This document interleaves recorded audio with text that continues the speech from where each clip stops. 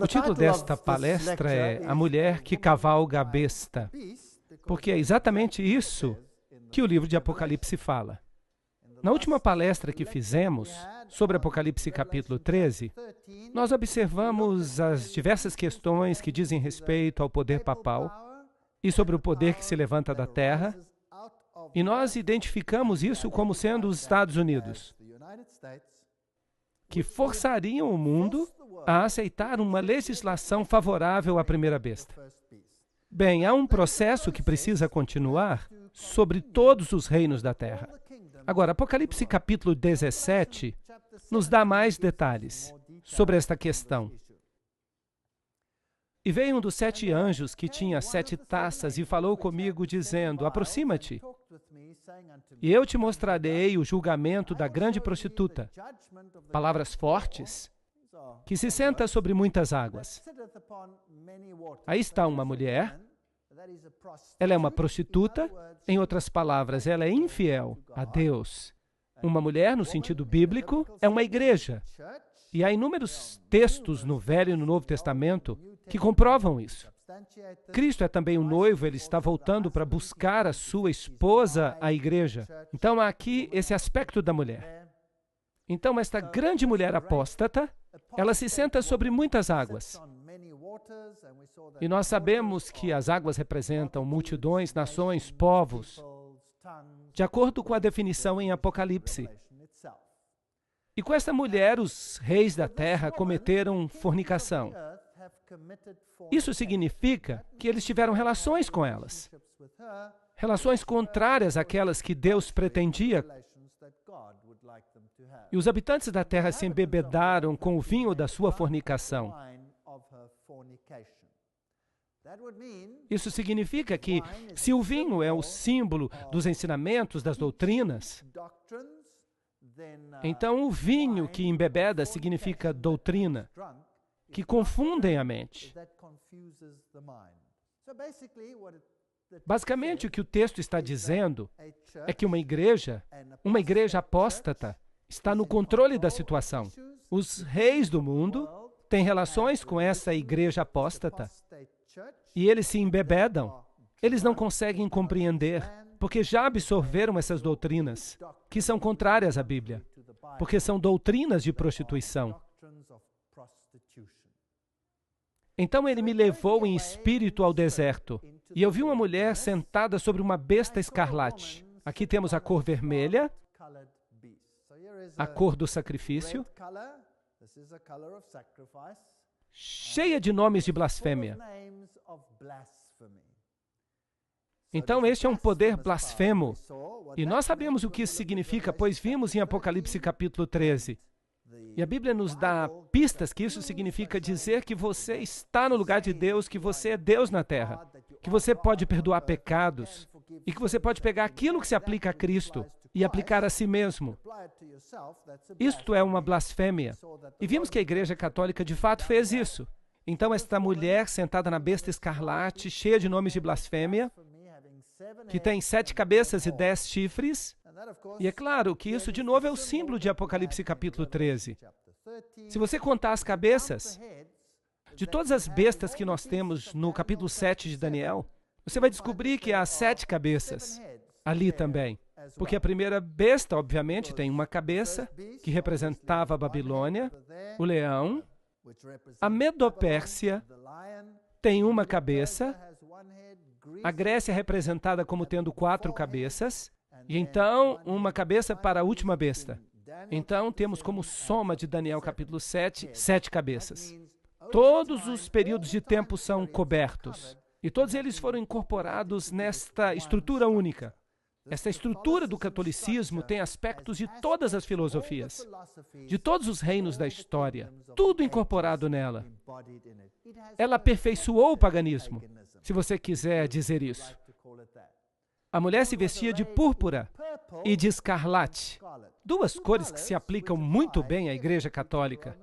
Os católicos usam o púrpura e a cor vermelha para os cardeais e para os bispos. Ela se enfeitava com ouro e pedras preciosas e pérolas. Percebam que é um dos sistemas mais ricos que já existiram. Tendo uma taça de ouro em sua mão, cheia de abominações, e da imundície de sua fornicação. Então, essa taça de ouro está cheia de doutrinas falsas. E sobre a sua fronte havia um nome escrito, Mistério. Isso quer dizer que se trata de um sistema dissimulado. Babilônia a Grande, a mãe das prostitutas. Isso implica que há outras mulheres que se apostataram, mas ela é a mãe de todas elas. E as abominações da terra. Que linguagem forte! Vamos ver se isso é de fato verdade. Vamos estudar a besta com as 7 cabeças. Em Salmo 74, 14, nós lemos: Tu estraçalhaste as cabeças do Leviatã e o destes para servir de alimento aos povos que habitam no deserto. Aqui temos uma besta descrita como o Leviatã. É uma besta que tem aparência de dragão. E se percebe que ela tem mais de uma cabeça. Na mitologia, o Leviatã tem 7 cabeças. Isaías 27, versículo 1. Naquele dia, o Senhor, com sua terrível e grande e forte espada, punirá o Leviatã, aquela serpente traiçoeira, e ele matará o dragão que está no mar. Não é interessante? Não é interessante matar o dragão que está no mar? Vocês se lembram daquela simbologia interessante quando nós falávamos sobre a mariolatria? Maria é chamada a estrela do mar. Há uma relação interessante aqui. Apocalipse 12, 3. E apareceu outra maravilha no céu, e eis um grande dragão vermelho que tinha 7 cabeças e 10 chifres.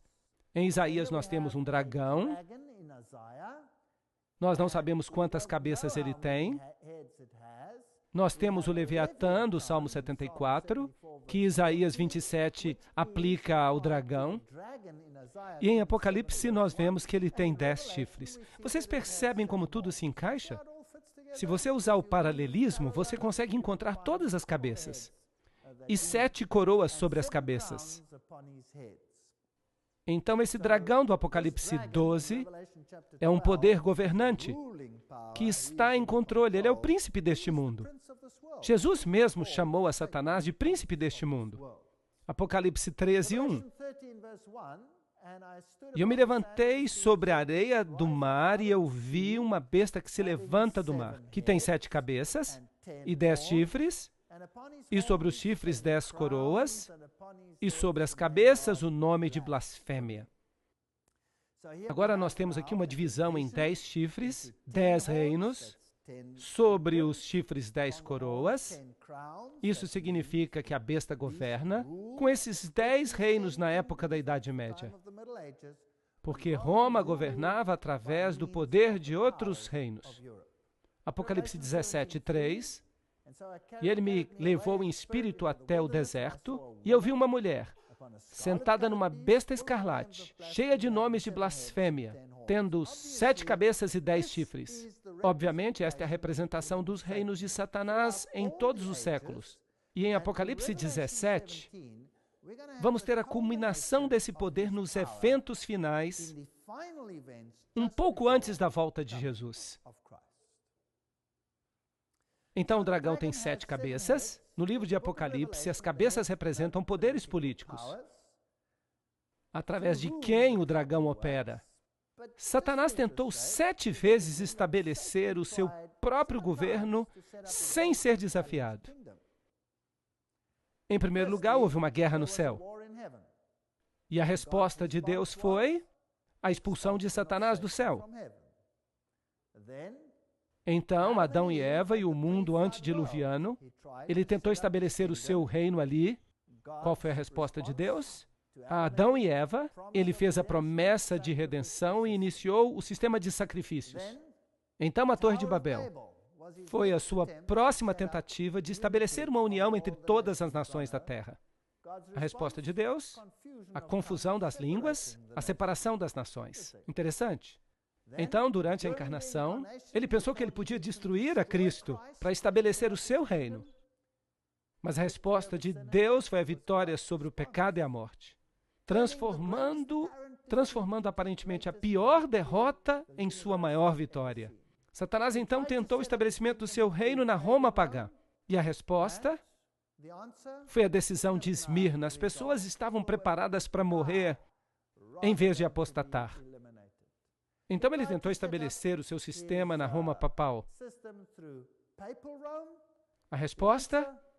A reforma. Ele nunca conseguiu ter sucesso. Será que haverá uma última vez em que ele tentará estabelecer o seu reino? Uma tentativa de fazer com que todas as nações do mundo se organizem numa nova ordem mundial? Será possível? Isso seria interessante, 7 tentativas. Mas Deus reagiu a isso através do clamor da meia-noite. Esse é o tema de uma das nossas próximas palestras. Um assunto complicado. E Apocalipse 12:3 diz: E apareceu outra maravilha no céu, e eis um grande dragão vermelho, com 7 cabeças e 10 chifres, e 7 coroas sobre as cabeças. Este poder faria guerra contra outro sistema, um sistema que representava o povo de Deus. Então há um dragão e ele ataca a mulher vestida de branco. E essa guerra vai continuar até a volta de Jesus. É isso que a Bíblia diz. Então essa criatura, que nós vemos em Apocalipse 13, saiu do mar. Ela nos mostra quais são as características do poder papal. Pois esse sistema tem todas as características do poder do chifre pequeno, em Daniel capítulo 7. Então é o mesmo sistema. E esse sistema tem um componente semelhante ao da Medo-Pérsia, porque tem as patas do urso. Ele tem filosofia grega. Toda a teoria evolucionista, por falar nisso, veio da filosofia grega. É de lá que vem. Esse sistema tem um componente grego. Há aqui um componente babilônico. Eu poderia gastar uma palestra inteira mostrando a comparação entre a religião babilônica e o catolicismo. Há uma palestra intitulada O Vinho de Babilônia, que você pode ler se você quiser. E tem os 10 chifres, que representam esse poder final, que eventualmente controlaria o mundo inteiro. Então, cabeças de leão com 10 chifres.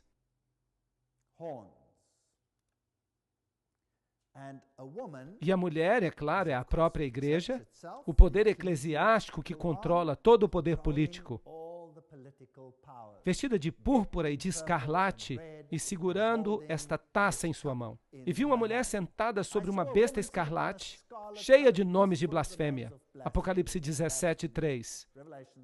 E aqui a púrpura e a escarlate, o ouro, as pedras preciosas. A Igreja Católica é a igreja mais rica do mundo. Os tesouros que se encontram no Museu do Vaticano ofuscam nossos olhos. São inacreditáveis. E nessa taça de ouro há todas essas abominações dos seus ensinamentos falsos. Nós já vimos que ela é chamada de mistério. Um mistério, uma coisa misteriosa, é algo que opera por trás dos bastidores. Algo secreto. E misteriosamente, ela é a mãe de todas as outras prostitutas. Será que ela controla todas as outras igrejas? As igrejas apóstatas em relação a Deus? Será possível? Nós ainda não estudamos isso em detalhes, mas eu vou chegar lá, numa próxima palestra. Apocalipse 17:5, a velha religião babilônica e a velha adoração ao touro, todas essas religiões antigas. Nós encontramos todos esses aspectos na Igreja Católica. 2 Timóteo 4:4 diz: E se afastarão da verdade e cuidarão em atentar para as lendas.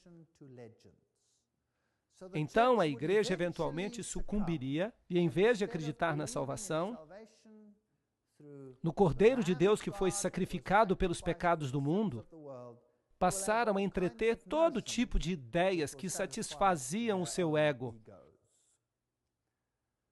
Salmo 116, 13 diz: tomarei a taça da salvação e invocarei o nome do Senhor.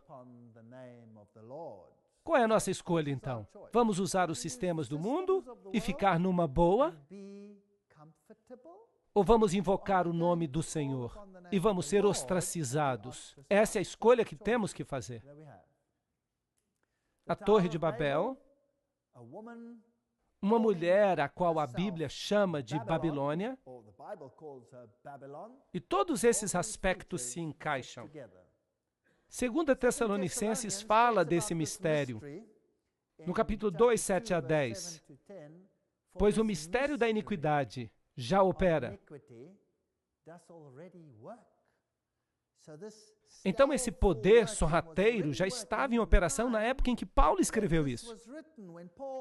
Esse poder já estava operando então. Agora, já fizemos algumas palestras aqui, na qual nós olhamos os pais da igreja primitiva, com as suas ideias corrompidas pelo gnosticismo.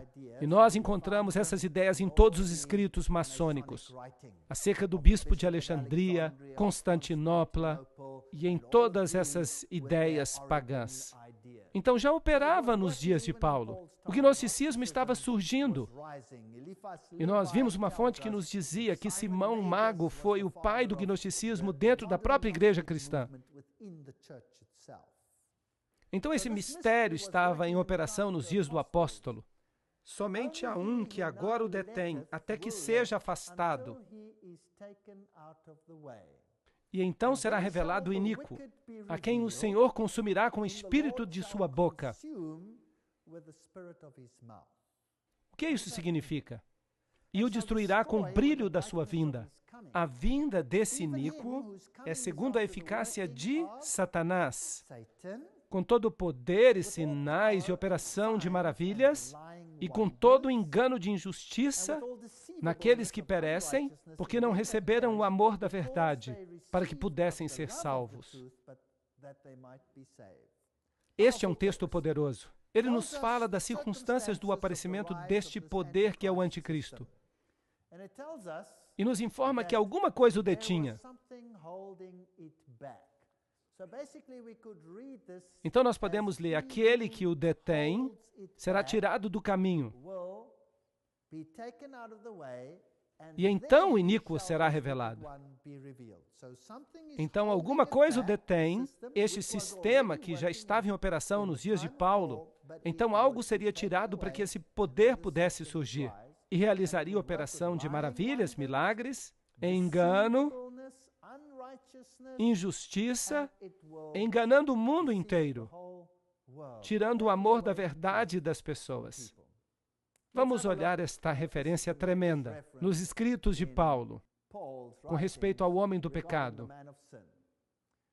Ora, irmãos, quanto à vinda de nosso Senhor Jesus Cristo e à nossa reunião com Ele, rogamo-vos que não vos demovais facilmente do vosso modo de pensar, nem vos perturbeis, quer por espírito, quer por palavra, quer por epístola, como se procedesse de nós, como se o dia de Cristo já tivesse chegado. Jesus ainda não tinha voltado. O verso diz que Jesus ainda não está aqui. Diferentemente do que alguns dizem, Ele ainda não veio. Ainda não veio. Ninguém de maneira alguma vos engane, pois isto não acontecerá sem que antes venha a apostasia e se manifeste o homem do pecado.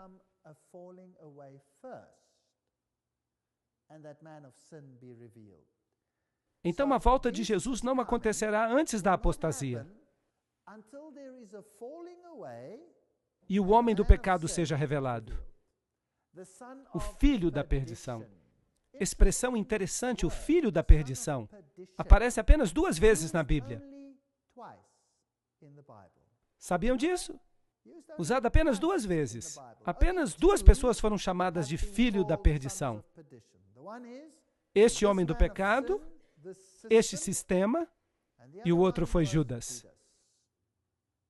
Agora, se eu lhes perguntasse como foi que Judas traiu a Jesus? Com um beijo. Ele não se apresentava como se fosse um dos discípulos, sim ou não? Não é então possível que esse sistema também se apresente como um dos representantes de Cristo? e então trai a todos nós com um beijo. Não é possível? Ele se opõe e se levanta contra tudo o que se chama Deus ou é objeto de culto, de sorte que se assentará como Deus no templo de Deus, querendo parecer Deus. E nós vimos que o papado fez isso. E este é o espírito do anticristo, do qual nós ouvimos que viria. E ele já está no mundo, 1 João 4:3. Então esse poder já operava na época de João, na época dos apóstolos.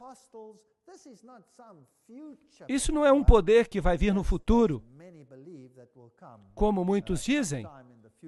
É isso que o futurismo ensina. As pessoas fora da igreja. E Paulo continua. Não vos lembrais de que estas coisas vos dizia quando ainda estava convosco? E agora vós sabeis o que o detém para que o seu próprio tempo seja manifestado.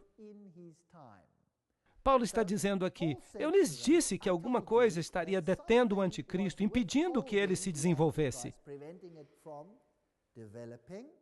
E vocês sabem o que é.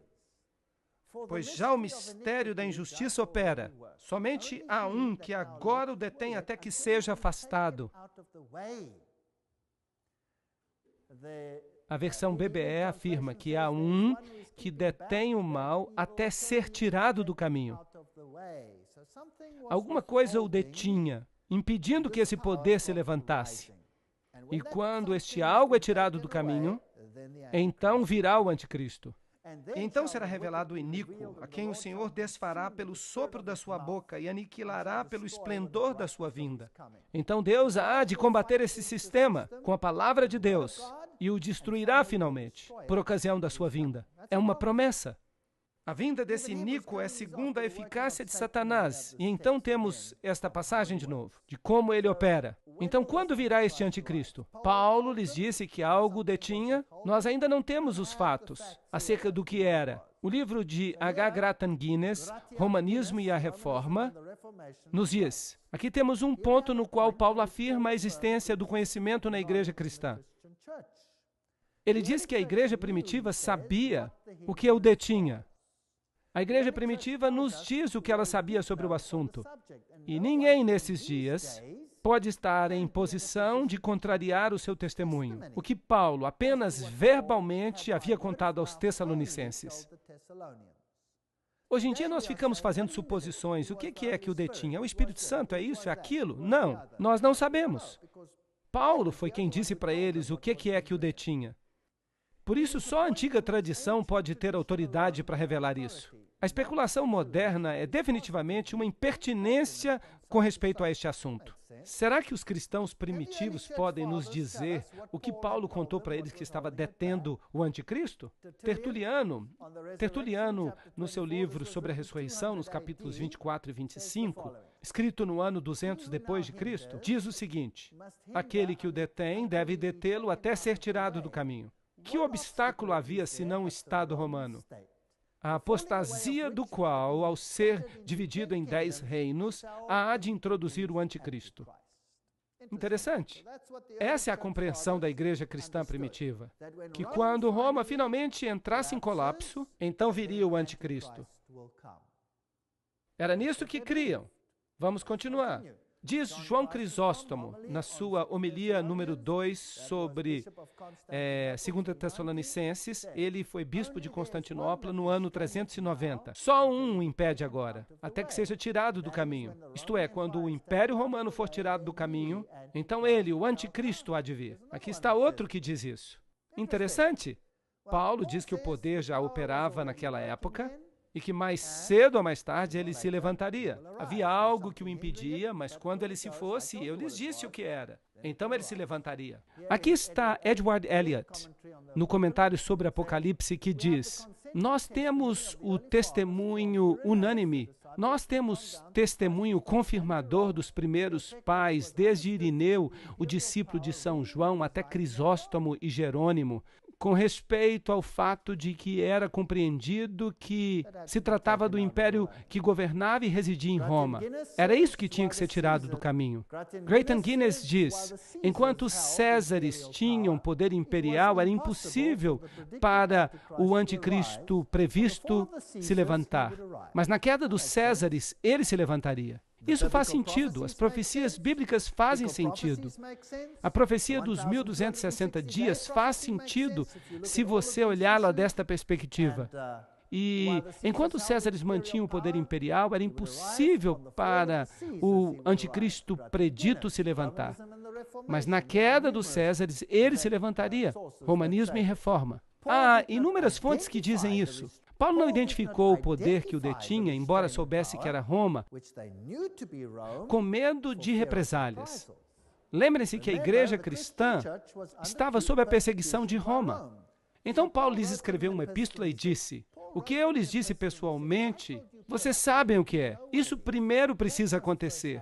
Então não saiam por aí ensinando todo tipo de doutrina. Nós estamos esperando a queda, a apostasia, o homem do pecado. O obstáculo precisa ser removido. O homem do pecado se levantará e então governará esta terra. E somente então, eventualmente, Cristo virá.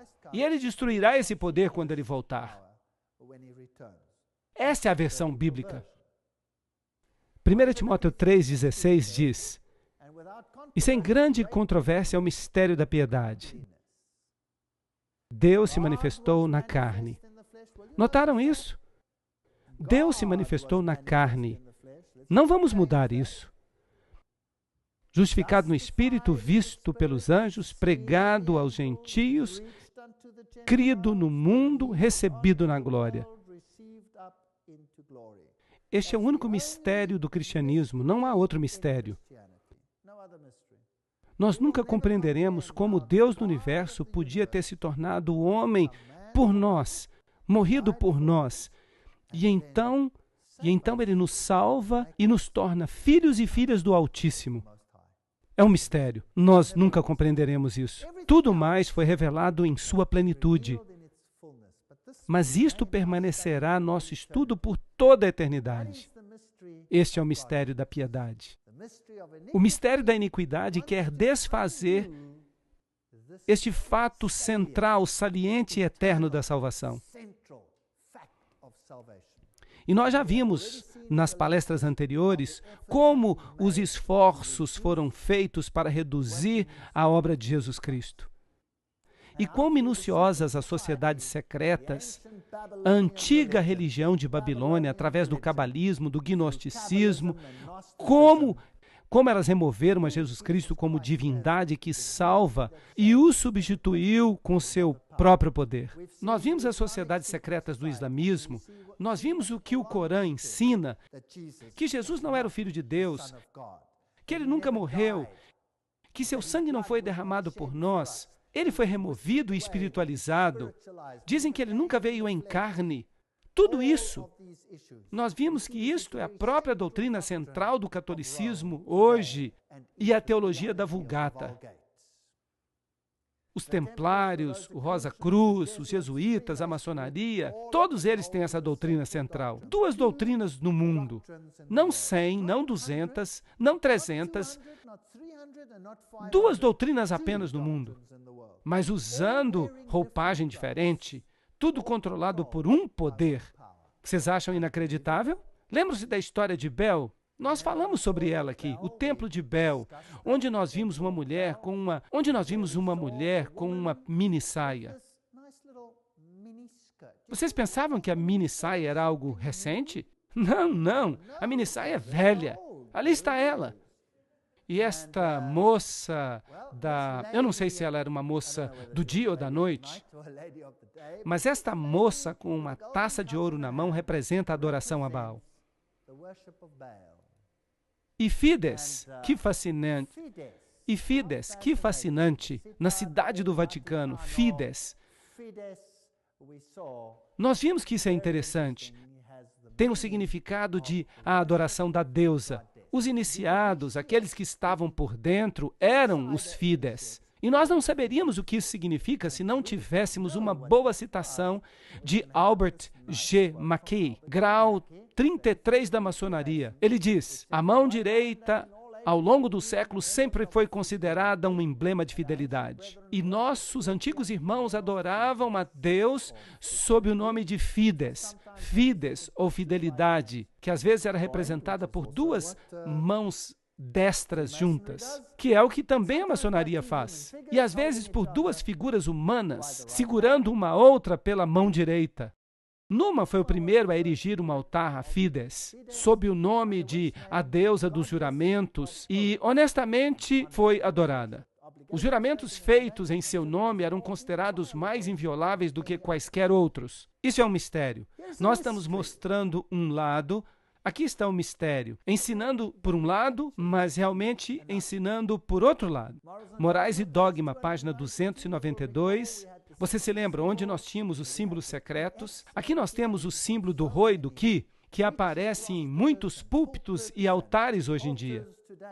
E o símbolo tem recebido conotações cristãs por parte dos Goim, para os catecúmenos, mas aqui aquele que está por dentro nos diz que representa o cajado de Osíris. Então é a representação do membro masculino que se encontra num barco. E ele também nos conta que vários outros símbolos que nós já vimos aqui são símbolos pagãos.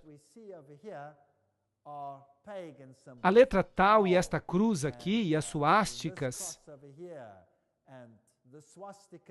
de um jeito ou de outro, e as estrelas de Davi. E então esta declaração interessante: as vestes do sacerdote de Horus eram cobertas com essas cruzes, e então você tem a cruz maltesa. E eu lhes mostrei que o papado tem esta cruz em sua roupa, e os bispos a usam também. Estes são sacerdotes de Horus. Aí está o mistério. Você tem que olhar por trás dos bastidores para descobrir. E o capuz que eles usam sobre a cabeça, que hoje parece que representa de fato a cabeça de peixe do deus Dagon, que significa Dagon, Deus peixe. Então a cabeça do peixe, mais tarde, a capa foi removida, a capa do peixe foi substituída por um casaco vermelho, ou um casaco púrpura, ou de outra cor, mas o capuz com a cabeça aberta do peixe em cima permaneceu. Ali está um relevo de Babilônia. No Museu de Pérgamo, você vê o peixe com a boca aberta, o capuz sobre a cabeça dos sacerdotes de Babilônia, e ali eles têm baldes de água, e também têm pequenos ramos de sopo que eles colocam e o usam para aspergir água, e é isso mesmo que o Papa faz. Os bispos saem andando com água benta, o Papa tem um ramo de sopo e ele faz aspersão nas pessoas. Esse é um ritual babilônico. Esta é a purificação por meio de Babel. Bab, portão. El, Deus. Babel, portão dos deuses. Jesus diz: eu sou a porta, eu sou o portão. Jesus é o portal. Só há um caminho para o céu, e é o nosso reconhecimento da nossa pecaminosidade e a aceitação do sacrifício vicário do Filho de Deus que morreu por nós. Este é o único caminho para a salvação. Mas Babel diz: não, nós temos um outro portal para Deus. Essa é uma história fascinante. Vamos estudá-la com mais detalhes numa próxima palestra. Vocês sabem quantos Babs existem hoje no mundo? Sim, eles se chamam de Bab. Sibab, Baab. Vários nomes. Há muitos Babs lá fora. É melhor nós termos cuidado com esses Babs. Mas só há um Bab que leva a Deus, e esse é Jesus. Só uma porta, só um portal. Mas ele tem outra forma de purificação. Jesus diz: eu lhes aspergirei com hisopo. O papado diz: não, não, eu vou fazer isso. Você será salvo pelo sistema e não de outra forma. As duas ideologias colidem. Era preciso ajoelhar-se diante dos sacerdotes, beijar suas sandálias, beijar seu anel. Isso é paganismo. Aí está o sinal de Shamash, que você encontra por toda parte no mundo hoje em dia. É inacreditável onde você encontra os sinais de Shamash. Os gnósticos fundados por Simão Mago, que de acordo com Eliphas Levis se tornou feiticeiro de Nero, Em História da Magia, página 189. Essas são fontes muito importantes. Leves. As pessoas gostam de ter esse nome na sua etiqueta.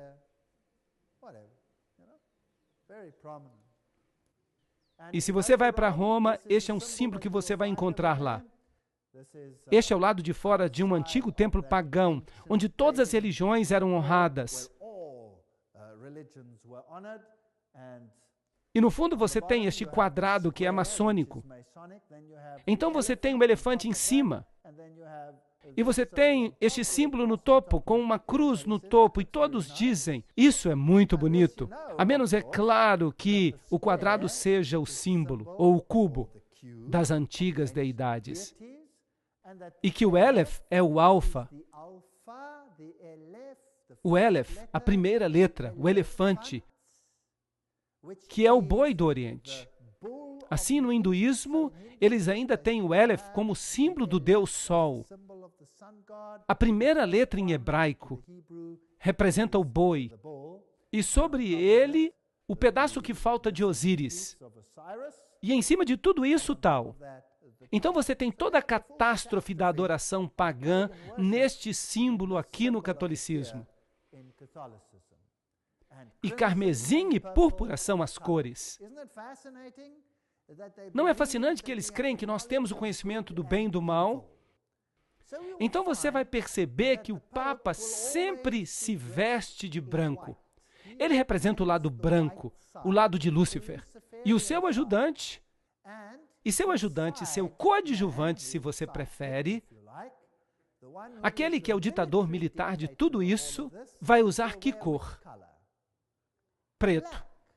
Portanto, o chefe da ordem dos jesuítas sempre usa preto, para que você tenha os dois lados do conhecimento do bem e do mal. E a mulher se vestiu de púrpura e escarlate, e se enfeitou com ouro e pedras preciosas e pérolas, tendo uma taça de ouro na mão, cheia das abominações e da imundícia de sua fornicação.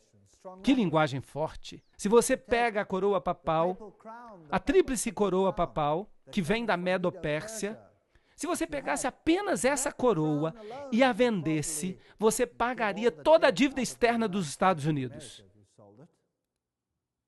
E os sacerdotes que oficiam, eles têm as mesmas cores, e é claro que aqui eles celebram uma missa, que é o sacrifício literal de Jesus Cristo, repetidas vezes.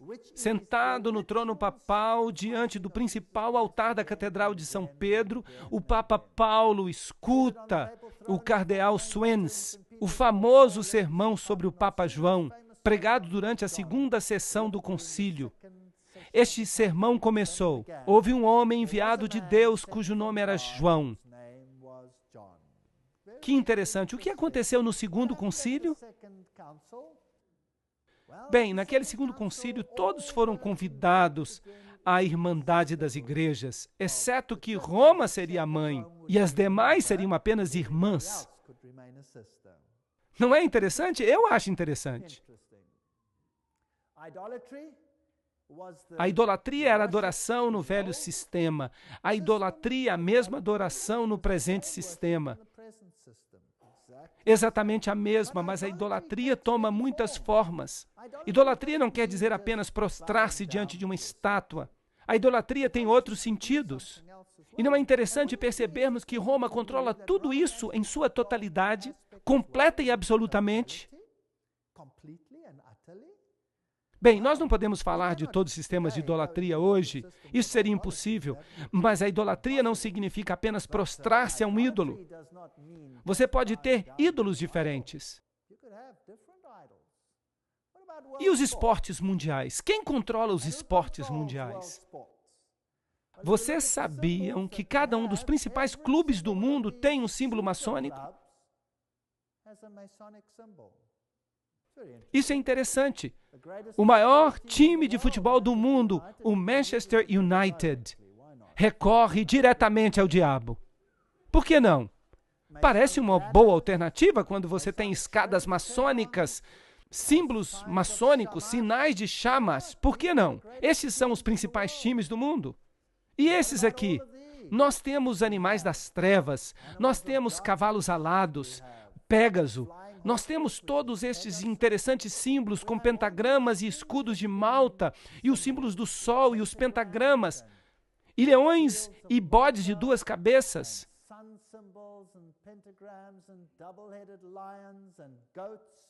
Todos são símbolos. E a flor de lis. Você diz o nome e você encontra. O M da maçonaria, as âncoras maçônicas. Você tem tudo. Dedos maçônicos, caveiras e ossos. E Titã é de fato o nome grego de Satanás. Então nós temos todos esses aspectos interessantes. O G, todo mundo que é maçom sabe que ele representa a loja maçônica. E se você for até Êxodo, capítulos 32, 2 a 6, e Arão disse a eles: tomem os brincos de ouro que estão nas orelhas das esposas de seus filhos e de suas filhas. Bem, hoje os brincos são muito populares. Trazem-nos para mim. E ele fez um bezerro derretido. E Arão fez uma proclamação e disse: amanhã é festa para Jeová. E eles se levantaram cedo no dia seguinte e ofereceram sacrifícios e ofereceram ofertas de paz. E as pessoas se sentaram para comer e beber e se levantaram para jogar. Agora, o que essas pessoas jogaram? O que vocês acham que elas jogaram? Bem, parte do sistema de adoração do sol era praticar esportes. Mas que tipo de esportes eles praticavam?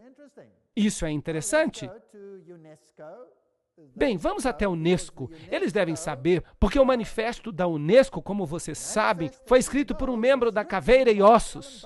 E ele está por dentro, ele é um iniciado. E ele escreve, por exemplo, o polo era conhecido pelos persas e foi restaurado ao seu significado original de jogo do sol por Akbar. Marcar um gol com a bola do sol era equivalente ao triunfo da luz sobre as trevas, do bem sobre o mal. Mas lembrem-se que a maçonaria chama a luz de trevas e as trevas de luz, e chama Jesus e Jeová de mal. E chama Jesus e Jeová do mal. Então, o triunfo da luz sobre as trevas representava no paganismo o triunfo de Lúcifer sobre Jesus Cristo.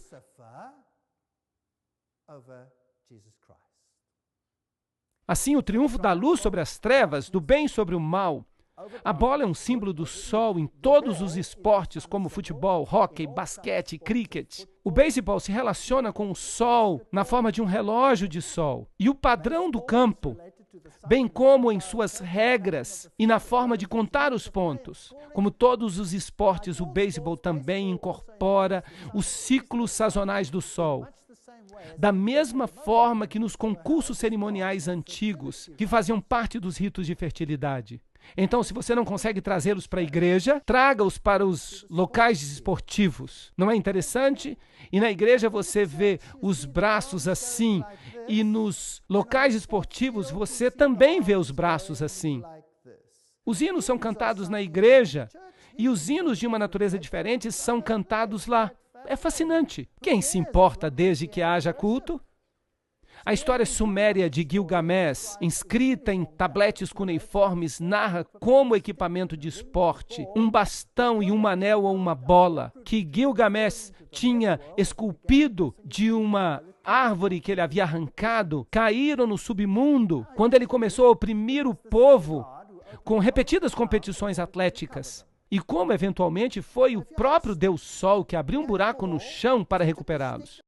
Então, se você tem um bastão e se você tem uma bola, se você pega o bastão e coloca a bola no buraco, esse é o símbolo.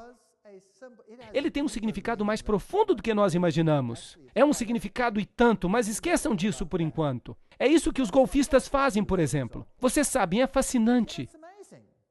E é com frequência que as pessoas nos dizem que os esportes são bons e fazem bem para os cristãos. Eu não tenho nada contra o esporte. O esporte é uma boa recreação. O esporte é um bom exercício. Há coisas boas que podem acontecer nos esportes. Mas se o esporte se torna uma religião, isso não é um problema? Isso não é idolatria? A tocha olímpica que o corredor carrega para marcar o movimento cíclico do Sol no período das Olimpíadas. O período de 4 anos até os próximos Jogos é também relacionada com o ritmo cíclico do Sol. Primeiramente celebrados na Grécia, os Jogos eram concursos cerimoniais em honra de Zeus. Vocês já assistiram à cerimônia de abertura? A cerimônia na Grécia, eles honraram os deuses ou não? Sim, eles honraram, e nós assistimos assim mesmo. Bem, o Sol, a Lua e os outros planetas flutuam sobre os Jogos Olímpicos de Barcelona. A associação do Sol com os esportes antecede os deuses Hércules e Apolo na Grécia, como fica evidente a partir do conto épico do herói sumério Gilgamesh. Isso é algo fascinante. Como no esporte, o Sol é onipresente em praticamente todos os aspectos da vida, quer seja na arte, na arquitetura, filosofia, religião, nos festivais, no folclore, na dança ou na música. Uau! Satanás pensou em tudo. Toda manhã o deus pagão do dia nos acorda, pois os romanos, nos séculos primitivos da era cristã, chamavam cada dia de acordo com os 7 planetas: Sol, Lua, Marte, Mercúrio, Júpiter, Vênus e Saturno. Se nós observarmos os símbolos das Olimpíadas, nós perceberemos que eles têm o símbolo de Baal-Hadad. O símbolo de Baal-Hadad, símbolo de Baal-Hadad, símbolo de Baal-Hadad, símbolo de Baal-Hadad. Você o encontra em toda parte. Isso é paganismo. Aqui está um jovem trazendo uma elegante camisa de hóquei para o Papa. Vamos ver o que ele vai fazer com ela. A fine hockey shirt.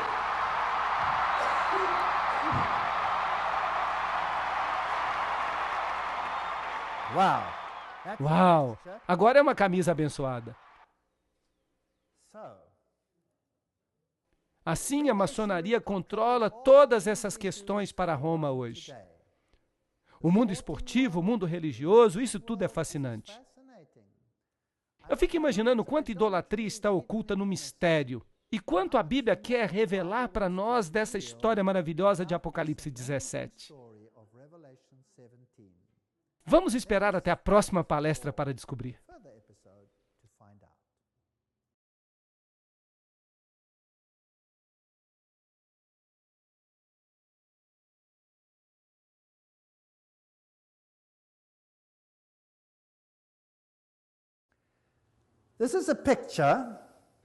Esta é a foto de São João no Laterano. Agora, São João no Laterano é a principal igreja de Roma. Não é São Pedro. São Pedro é onde o Papa está ativo e faz a maioria das suas coisas. Mas aqui é onde o Papa é coroado. É aqui onde ele fala ex cátedra. Mas percebam que o nome é São João. Lembram-se que ele disse sobre o segredo de São João dos Templários e como eles eram os joanitas ou joãozinitas, se você prefere. O vinho da sua fornicação, a mãe das igrejas, Mater Ecclesiae. Apocalipse 17:5 diz que ela é a mãe das prostitutas. Apocalipse 18:7 diz: eu me sento como rainha, eu não sou uma viúva e eu não lamentarei. E Isaías 47:8 diz: eu sou, está falando de Deus, e não há outro além de mim, e eu nunca serei uma viúva ou sofrerei a perda dos filhos. Então, se as igrejas se separassem dela, talvez ela os recupere uma vez mais. Eu não perderei, diz ela. Dominus Iesus. Outras igrejas não são nossas irmãs. O Vaticano insiste. Dia 5 de setembro de 2000, no jornal, uau, a Igreja de Roma preenche todas as profecias. Precisa ficar claro que a Igreja Santa, Apostólica e Única, a Igreja Católica Universal, não tem irmãs, mas é a mãe de todas as igrejas. Foi o que o cardeal Ratzinger disse. O cardeal Ratzinger é o chefe da Fundação sobre a Doutrina e Fé, que antigamente era conhecida como Inquisição. A definição de incredulidade, heresia, apostasia, não há nenhuma ofensa maior do que a heresia, e, portanto, ela deve ser eliminada com fogo e com a espada. Aqui o Catecismo Católico diz: a incredulidade é a negligência da verdade revelada, é a recusa espontânea de concordar com ela. A heresia é a negação obstinada após o batismo de alguma verdade que deve ser crida com fé divina e católica. Assim, se o Papa diz alguma coisa e você diz, eu não creio, você é um herege. Você deve ser eliminado com fogo e espada. Bem, os protestantes dizem, eu não quero aceitar isso, eu não vou crer nisso. E então, o protestantismo não é uma religião. Nunca foi uma religião. Tudo que se pode dizer sobre ele é que ele é uma forma de estupro e furto, usando máscara de religião. Havia um problema ali. O Concílio de Trento, convocado pelo Papa Paulo III, entre 1543 e 1563, se reuniu em 3 sessões. Os protestantes estavam presentes durante a segunda sessão. Eu vou falar mais sobre isso em uma outra palestra. Mas é fascinante ver que o concílio reafirmou as doutrinas disputadas pelos reformistas. Cada uma dessas doutrinas. E houve uma razão específica por que eles fizeram isso. Porque a reforma perdeu no Concílio de Trento. É uma história fascinante, mas é longa demais para contar agora. As doutrinas reafirmadas foram transubstanciação. Isto é, que o corpo de Cristo literalmente é formado durante a missa. As doutrinas reafirmadas foram, primeiro, a transubstanciação, isto é, que o corpo de Cristo era literalmente formado durante a missa. Em segundo lugar, justificação pela fé e obras. Terceiro, a missa medieval. Quarto, os 7 sacramentos. Quinto, o celibato. Sexto, a doutrina do purgatório. E vocês vão perceber que essa doutrina aparece nas versões modernas da Bíblia. 7, as indulgências foram reafirmadas. E o poder papal foi aumentado. Agora, todo o poder residia em um homem. Então, depois do Concílio de Trento, verdadeiramente todo o poder residiu em um homem. E verdadeiramente o Papa representa o homem do pecado, a transgressão da lei. Mas, e se você mudar a lei? Você não apenas a transgride, mas você tem a audácia de mudá-la. Então aqui, nós temos um sistema completo, como a Bíblia diz que seria. Transubstanciação. A maravilhosa dignidade dos sacerdotes em suas mãos, como no ventre da bendita Virgem Maria, o Filho de Deus se torna encarnado. Vejam o poder do sacerdote. A língua do sacerdote é capaz de criar Deus de um pedaço de pão. E isso é maior do que criar o mundo. Vejam que eles se sentem muito bem com isso. Se qualquer pessoa desejar que no sacramento da Sagrada Eucaristia estejam contidas verdadeiramente, realmente, substancialmente, o corpo e o sangue, juntos com a alma e a divindade de nosso Senhor Jesus Cristo, e, consequentemente, todo o Cristo, mas diz que ele está ali somente como um sinal, uma figura, uma metáfora, que ele seja anátema. Aí está o problema. Eu não vou concordar com isso, porque Jesus Cristo foi sacrificado, porque por um sacrifício ele aperfeiçoou para sempre a todos aqueles que são santos. Hebreus 10, 14. Então eu tenho um problema com esta declaração, de que quando nós celebramos a missa no sentido católico romano, isso não significa lembrar o Senhor até que ele volte, mas é o vinho da sua fornicação, certo ou errado? E aqui está o que ele faz. Ele prega Jesus Cristo na cruz para sempre. Jesus fica lá por todo sempre. Ele é crucificado várias vezes. Ele é crucificado várias vezes. É por isso que o seu símbolo também é o crucifixo. Porque é lá que eles querem que Jesus fique, na cruz. Mas o meu Jesus não está mais na cruz. Ele está no céu e ele vai voltar como Rei dos Reis e Senhor dos Senhores. Lembram-se da questão do perdão dos pecados? Em Lucas 5:21, blasfêmia. Se você diz que um homem pode perdoar pecados, perdão dos pecados, o Filho do Homem tem autoridade sobre a terra para perdoar pecados. Ele disse ao paralítico, eu te digo, levanta-te, toma a tua cama e vai para a tua casa. Jesus provou que ele tinha essa autoridade. Mas o sacerdote tem o poder das chaves, ou o poder de libertar os pecadores do inferno, ou de torná-los dignos do paraíso e de transformá-los de escravos de Satanás em filhos de Deus. E o próprio Deus é obrigado a aceitar a decisão dos seus sacerdotes de perdoar ou não perdoar. Essas são doutrinas de vinho da fornicação. Maria como a mediatriz, e agora Jesus desaparece. Em 1854, o Papa Pio IX declarou que Maria era imaculada. Em 1951, ele, o Papa Pio XII, definiu e declarou a doutrina da assunção corpórea de Maria. O pecador que se aventura a vir diretamente a Cristo pode vir com temor e apreensão da sua ira, mas que ele empregue a mediação da Virgem com o seu filho, e ela tem somente que mostrar ao filho os seios que o amamentaram, e a sua ira imediatamente desaparece. Que doutrina estúpida! É realmente revoltante. E eu poderia lhes mostrar os slides da Caverna do Leite. Quantos aqui já ouviram falar da Caverna do Leite em Belém? Onde o leite de Maria é esguichado contra as paredes e é um lugar sagrado autenticado pelo Papa. Isso não passa de um ritual de fertilidade pagão. Imaginem um filho hoje, se a sua mãe está zangada com ele, ou se ele está zangado com a mãe, e ela lhe mostra os seios. Ele pensaria: mãe, você ficou doida? Isso é o paganismo, isso é um culto de fertilidade. Essas são declarações dos santos católicos. Ele cai e se perde e não recorre a Maria. Maria é chamada o portão. Vejam, Jesus diz: eu sou a porta. Não há outro caminho. É isso que diz Jesus. O portão do céu, porque ninguém pode entrar no reino bendito sem passar por ela. O caminho da salvação não é aberto a ninguém a não ser através de Maria.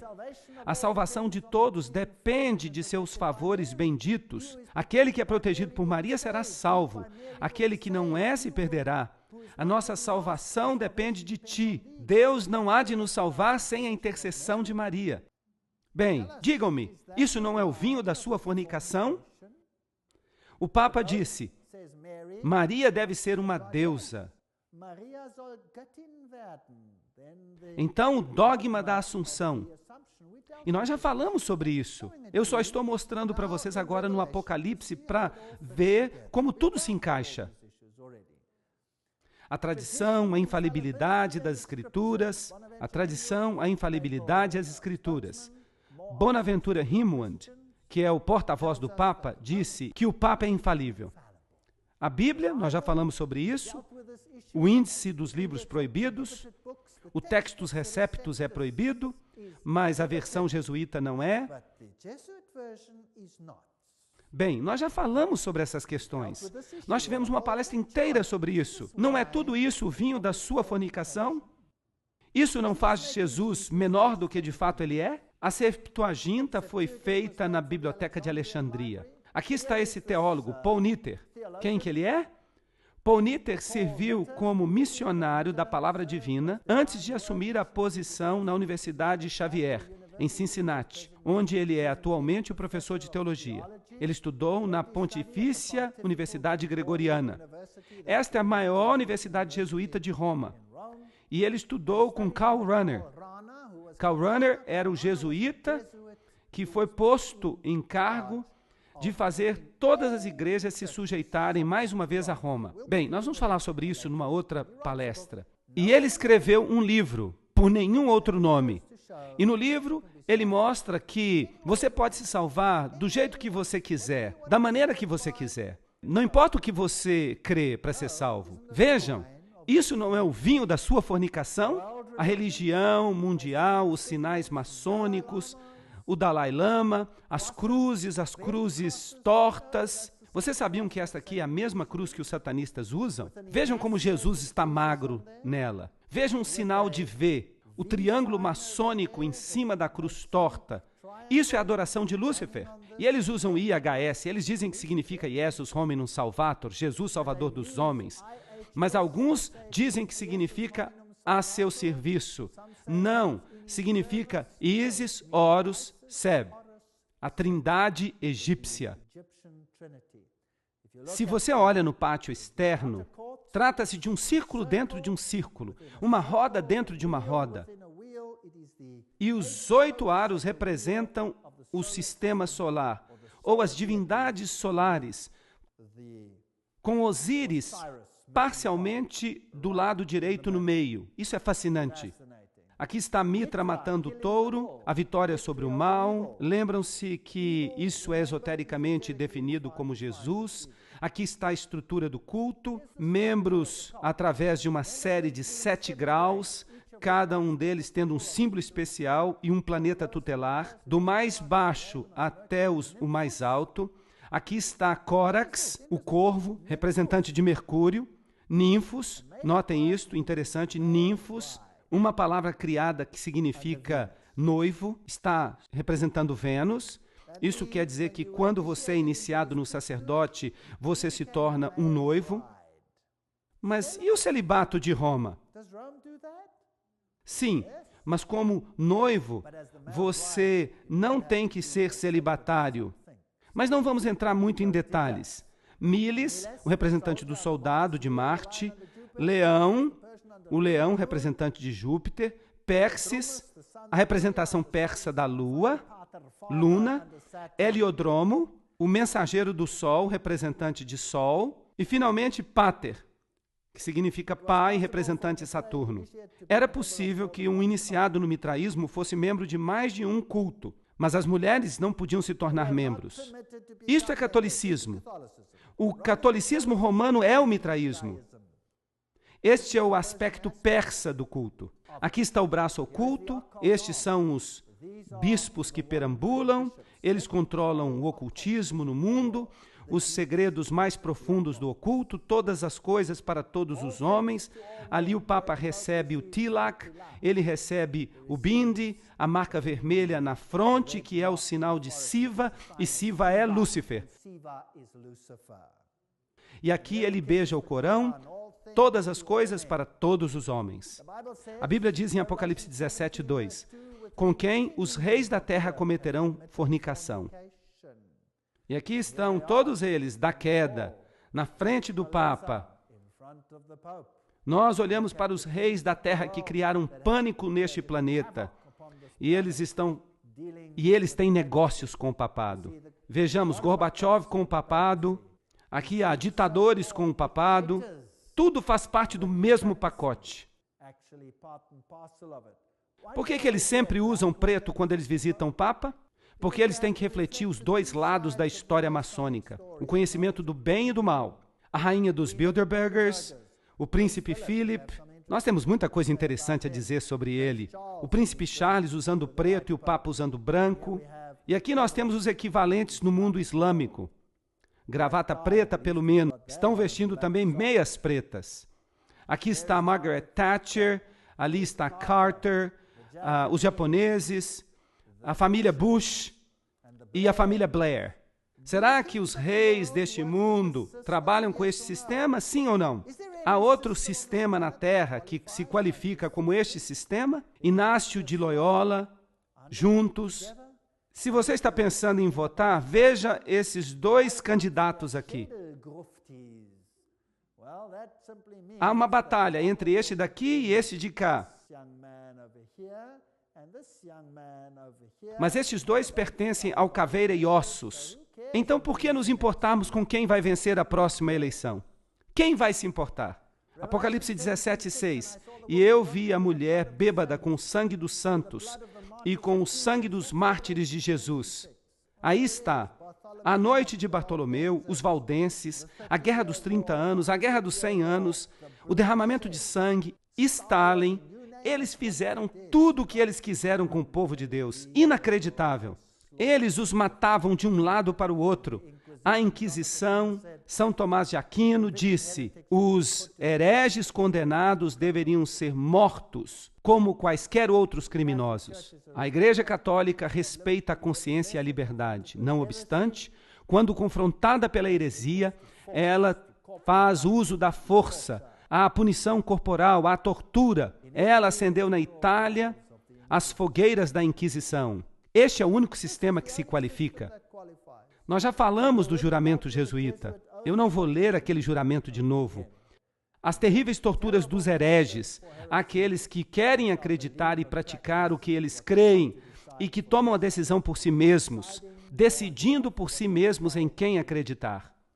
O Apocalipse 17 nos dá mais informação. Apocalipse 17, 7. E o anjo me disse: por que tu te maravilhas? Eu te contarei o mistério da mulher e da besta que a carrega, que tem 7 cabeças e 10 chifres. Então vamos discutir isso um pouco mais. A besta que tu viste era e não é, e subirá. O Cordeiro de Deus era uma vez, e então ele não era mais, e então ele voltará de novo. Não é verdade? É a contrafação de Cristo. Esse sistema se coloca no lugar de Jesus Cristo. Então, esse poder político, esta besta que tu viste, que era e não é, e subirá do abismo sem fim, e irá para a perdição, e aqueles que moram sobre a terra se maravilharão, cujos nomes não foram escritos no livro da vida, desde a fundação do mundo, quando eles contemplam a besta, que é e não é, e contudo é. Essa é uma declaração interessante. Há muita especulação sobre ela. Vamos tentar compreender alguma coisa sobre ela. Eu não quero ser dogmático, mas vamos tentar compreender. O contexto de não é. Em 1798, a besta recebeu uma ferida mortal. Não está certo? De modo que a besta era, uma vez, ela governava a Idade Média, e então, de repente, ela não é mais. Ela morreu. Ela parecia ter recebido uma ferida mortal e então ela voltará mais uma vez, não é verdade? Agora vamos dar uma olhada no contexto de não é. Em 1798, ela recebeu uma ferida mortal. Mas o que ela fez em segredo, clandestinamente, enquanto ela estava supostamente morta? Bem, em 1854, o dogma da Imaculada Conceição. Em 1870, o da infalibilidade. Em 1929, o Papa se coroou soberano do mundo. Em 1951, a Assunção de Maria. Atualmente, Maria é advogada, mediatriz e corredentora. Ela totalmente substitui a Jesus Cristo. Que sistema se desenvolveu naquela época? Apocalipse 17, 9 diz: e aqui está a inteligência daqueles que têm sabedoria. As 7 cabeças são 7 montanhas. Do grego, horos, montanha, sobre as quais a mulher se senta. Agora, além do fato de que Roma é construída sobre 7 colinas, e esse é um ponto interessante, há ainda outras questões aqui. O número 7 é também parte daqueles reinos, lembram-se? E há 7 reis, de modo que agora nós temos um rei e um reino que se aproximam. 5 são caídos, e um é, e o outro ainda não é. Mas quando ele vier, ele deve continuar por um curto período. E a besta que era e não é, deve ser o 8º, e pertence ao 7, e vai para a perdição. Aí está um quebra-cabeça para aqueles que gostam de enigmas. Vamos dar uma olhada nas cabeças ou montanhas. Na Bíblia, elas simbolizam impérios, e não reis individuais. E eu devolverei à Babilônia e aos habitantes da Caldeia todo o mal que eles fizeram em Sião. À tua vista, diz o Senhor, eis que eu sou contra ti, ó montanha destruidora, diz o Senhor, que destróis toda a terra. E eu estenderei a minha mão contra ti, e eu te rolarei das rochas, e eu farei de ti uma montanha queimada. Esta é a referência à Babilônia, que atacaria o povo de Deus. Uma montanha é um reino. Então vamos tentar identificar as 7 cabeças. Eu não quero ser dogmático. Eu não creio que isso é uma questão de salvação, se você entende bem isso ou não. As questões de salvação se referem a seu relacionamento com Jesus Cristo e a nada mais. Então, quer você saiba exatamente quem são elas, isso não importa de fato. Mas Deus nos dá essa informação. Vamos observar, é interessante. Interpretação 1. Se nós observarmos a partir da perspectiva de João, as 7 cabeças representam o principal poder perseguidor do povo de Deus através dos séculos. Esta é uma interpretação. 5 caíram. Eles dizem Egito, Assíria, Babilônia, Medo-Pérsia e Grécia. 5 são caídas. Uma ainda é. Bem, olhando da perspectiva de João, isso seria Roma. E o outro ainda não veio. Este é o papado. Esta é uma interpretação que é bastante popular. E muitas pessoas aderem a ela, e eu não tenho problema se alguém quer aderir a ela, porque nós terminamos com este poder final, que obviamente é aquele que causa todos os problemas. O único problema que eu tenho com esta interpretação é que poderes você deixa fora aqui. Porque o Egito, a Síria, a Babilônia, a Medopérsia, a Grécia, são aqueles que são mencionados. E você está começando com a época de João. Então, esta é uma dedução que você faz para desvendar esta profecia. Mas quais são aqueles que ficam de fora? Por exemplo, se você vai para Ezequiel 16, 26 e você olha todos os inimigos de Deus, você tem os egípcios, você tem os filisteus, você tem os assírios, os caldeus. Então, na interpretação, os filisteus, por exemplo, são deixados de fora.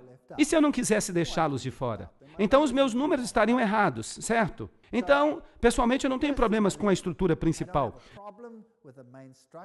Mas os detalhes não me satisfazem.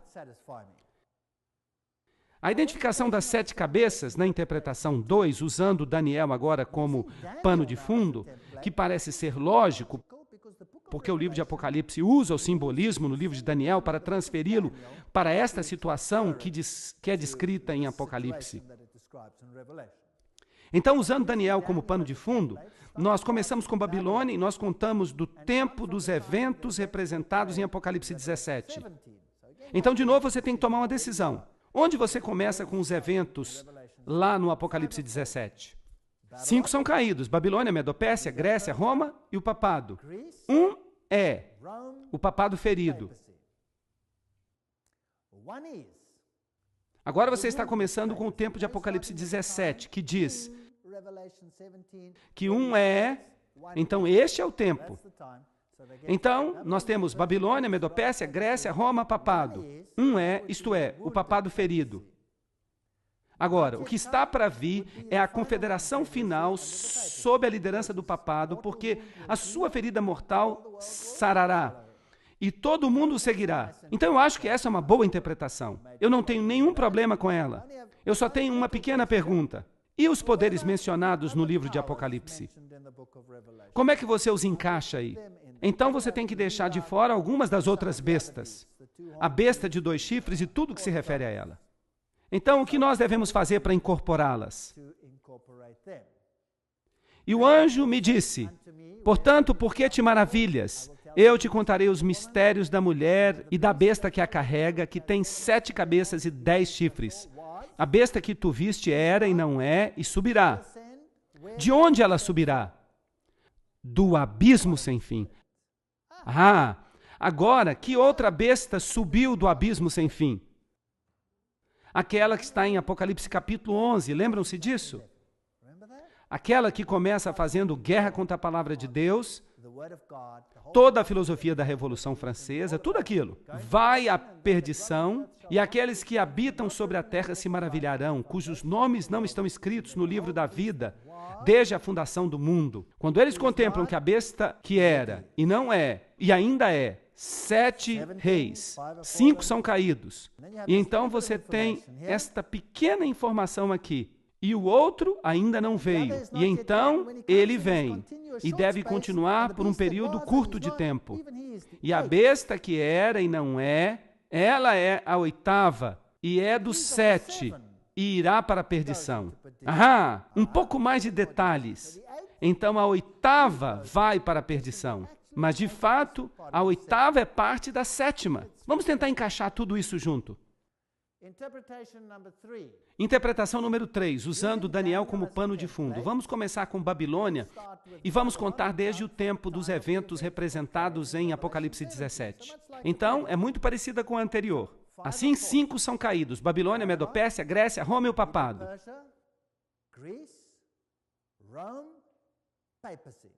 Esse foi o poder religioso político que governou a Idade Média.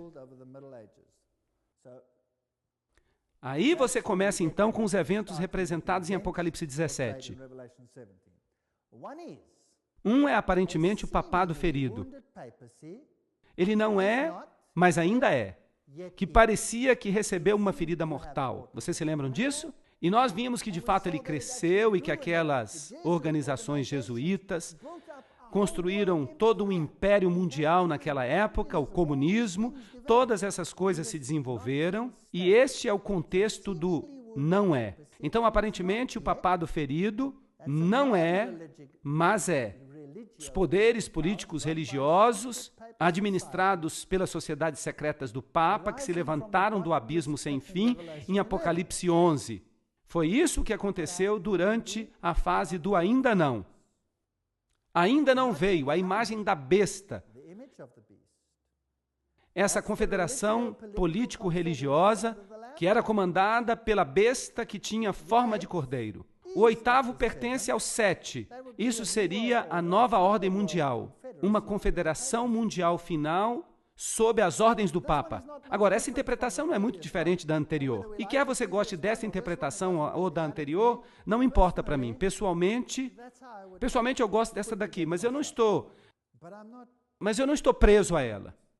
Eu acho que realmente não se importa, desde que no final você chegue ao papado, porque ele se levanta então e ele vai para a perdição. E esta última interpretação para mim inclui todas as imagens que nós temos no livro de Apocalipse. E é isso que eu acho que ela significa. E os 10 chifres que tu viste são 10 reis, que ainda não receberam o reino.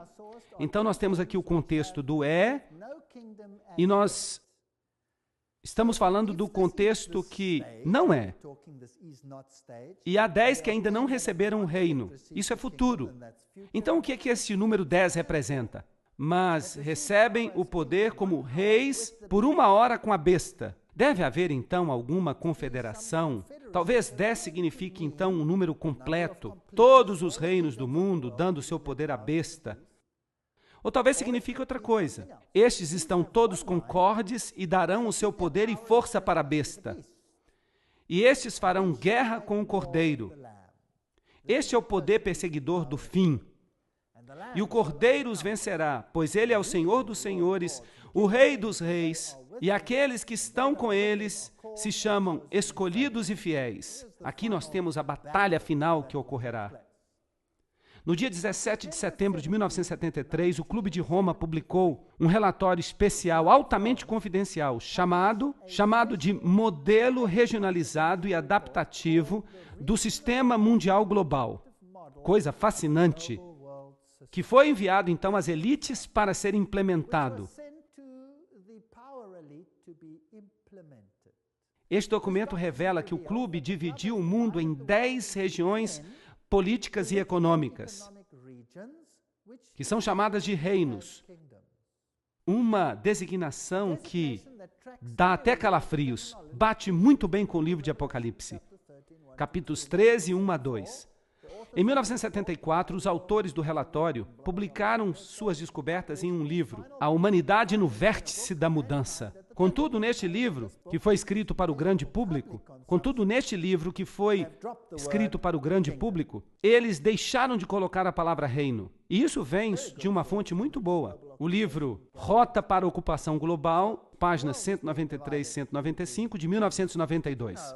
Então, o mundo está sendo dividido em 10 regiões. Vocês sabiam que ainda há certas monarquias, certas famílias reais no mundo? Esse é um assunto interessante do qual nós vamos falar nas próximas palestras. E ele me disse, as águas que tu viste, onde se senta a prostituta, são povos e multidões e nações e línguas. E os 10 chifres que tu viste sobre a besta, este odiarão a prostituta e a deixarão desolada e nua, e comerão a sua carne e a queimarão com fogo. Então, primeiramente, nós temos os reinos do mundo dando seu poder para a besta, para esse sistema religioso. E então, esse sistema religioso sai e faz guerra contra o povo de Deus. O que acontece a seguir? Alguém tem uma ideia? Deus coloca uma sebe ao redor do seu povo. Ele os protege. Ele os segura na palma da mão, como ele fez no Egito. Mas eles legislam contra eles. Eles não podem comprar, não podem vender, não podem fazer nada. Mas O teu pão e a tua água serão certos. 1000 hão de cair ao teu lado, 10.000 à tua direita, mas tu não serás atingido. Todas as promessas de Deus se aplicam. Eventualmente, eles tentam, em sua ira, exterminar este grupo que se apega às doutrinas contrárias às doutrinas do mundo. E Deus, então, envia as pragas. E há muito sofrimento na terra. Mas o povo de Deus está protegido. Eventualmente, essas nações percebem que elas foram o quê? Enganadas.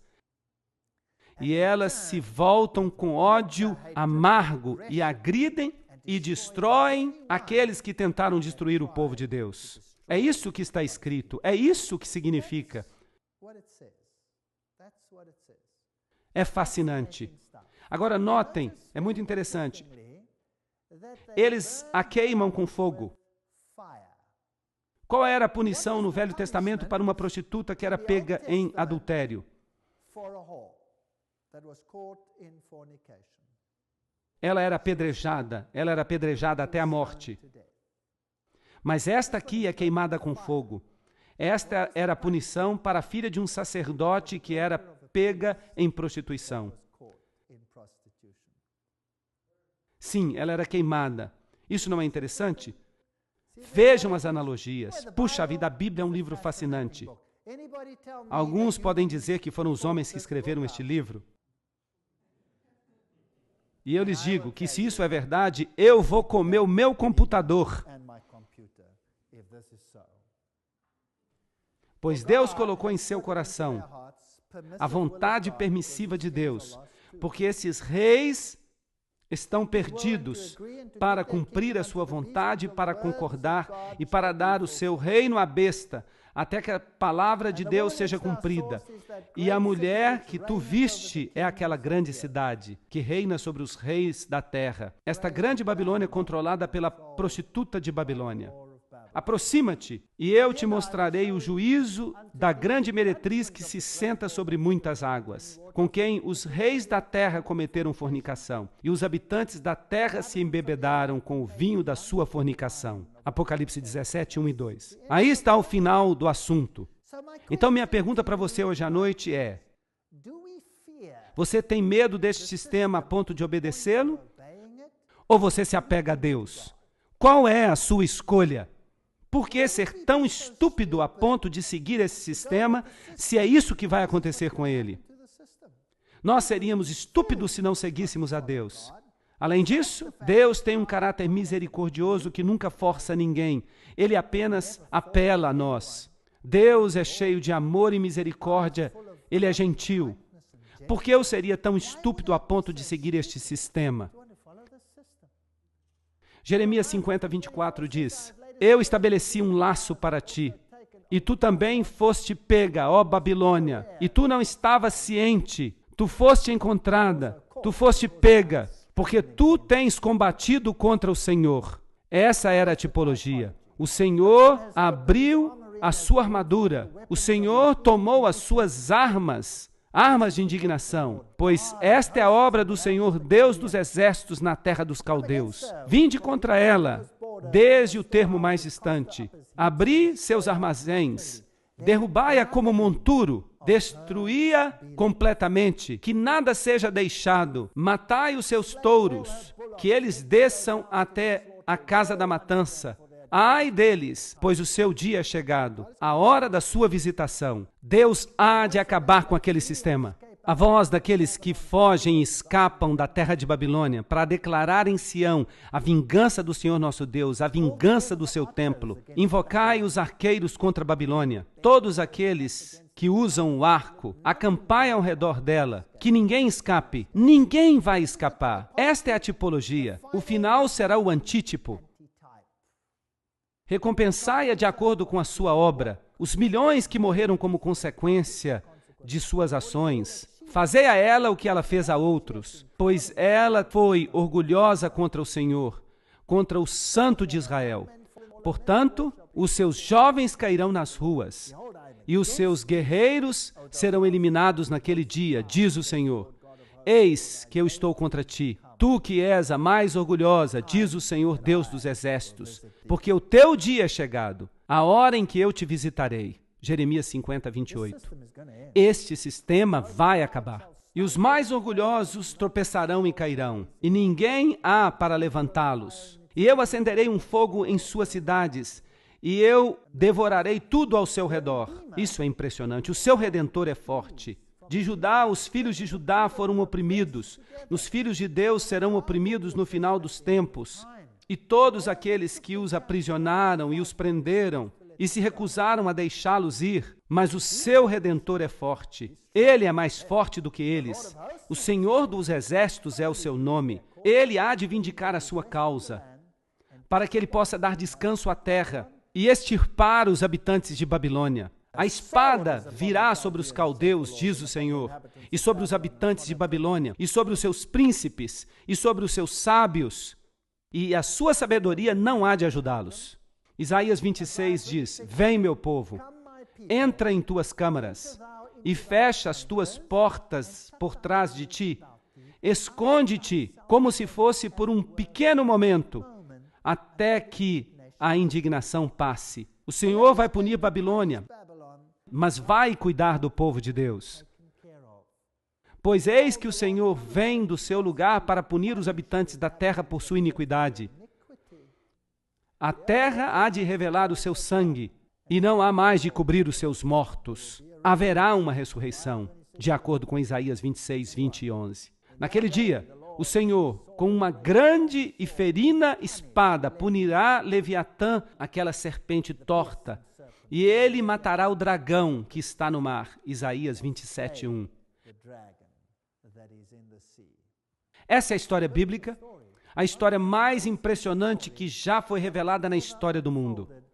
E Apocalipse 19, 1 diz: E depois dessas coisas eu ouvi uma grande voz de muita gente no céu, dizendo: Aleluia, salvação e glória, e honra e poder ao Senhor nosso Deus, pois verdadeiros e justos são os seus juízos. Pois ele julgou a grande prostituta que corrompeu a terra com a sua fornicação, e ele vingou o sangue dos seus servos pela mão dela. Isso não é fascinante? Apocalipse 19, 19 diz: Vamos ver o que acontece com ela. Eu vi a besta e os reis da terra e seus inimigos juntos para travar guerra contra ele, que se senta sobre o cavalo, e contra o seu exército. E a besta, o catolicismo, ela foi tomada, e com ela o falso profeta. Triste. Quem é esse? Bem, vamos ter que esperar outro episódio, que realizava milagres diante dela. Bem, eu posso lhe dizer quem era esse. Quem é que realizava milagres diante dela? Era o mundo protestante, era os Estados Unidos. O fogo desceu e os milagres foram realizados, e o sistema religioso, a imagem da besta, reforçou as doutrinas papais. Nós já falamos sobre isso, e nós vamos continuar a falar.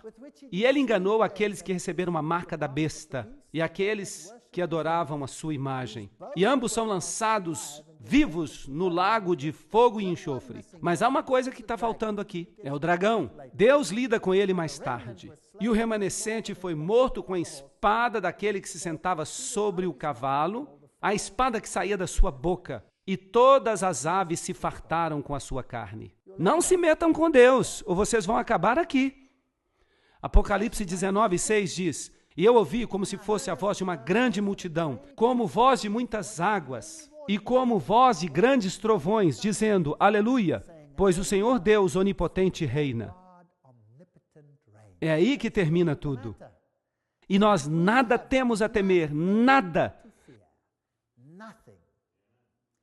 Na próxima palestra, nós vamos olhar a nova ordem mundial e vamos estudar alguns acontecimentos que estão ocorrendo no mundo hoje. É coisa assustadora, mas ainda assim, quando vocês virem estas coisas acontecendo, ergam os seus olhos, pois vocês sabem que a redenção se aproxima. Confiem no Senhor Jesus e não tenham medo de nada. Obrigado.